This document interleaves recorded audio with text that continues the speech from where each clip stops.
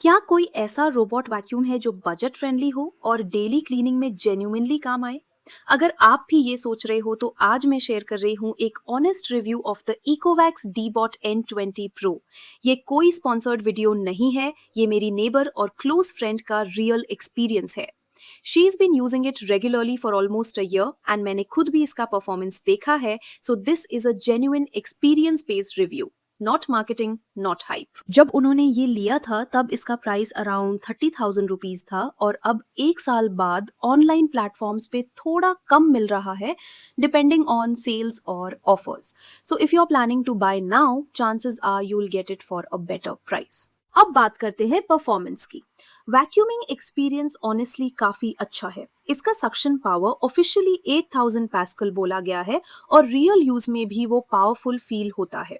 Dust, crumbs, pet hair सब easily clean हो जाता है। नेविगेशन भी काफी स्मार्ट है because it uses laser mapping, तो रैंडम बम्प नहीं करता, सिस्टमैटिक रूट फॉलो करता है। एक चीज ध्यान रखनी पड़ती है, अगर फ्लोर क्लियर नहीं हो तो रोबोट इजिली अटक जाता है। मैट्स, वायर्स या छोटी ऑब्जेक्ट्स पहले हटा देना बेटर है, वरना वो प्रॉपरली क्लीन नहीं कर पाता।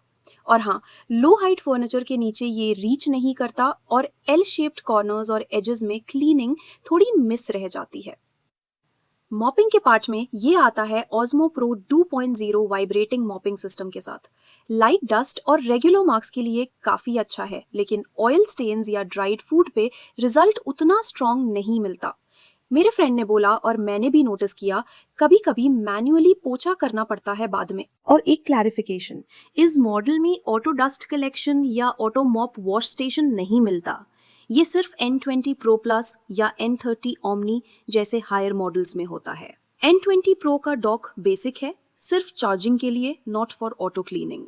बैटरी भी अच्छी है, एक चार्ज में 2 या 3 BHK इजीली क्लीन हो जाता है। ब्रश डिजाइन भी स्मार्ट है, जीरो टैंगल रोलर ब्रश जिसमें हेयर इजीली रैप नहीं होता, which really helps with maintenance. अब सबसे इम्पोर्टेंट सवाल, क्या ये मेड को रिप्लेस कर सकता है? ऑनेस्टली नहीं, ये मेट का फुल रिप्लेसमेंट नहीं है।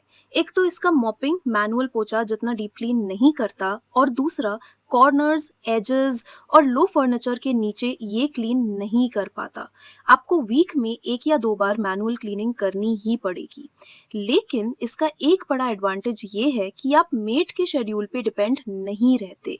अगर मेड लीव ले लेती है या सडनली अवेलेबल नहीं होती तो भी आप घर क्लीन रख सकते हो।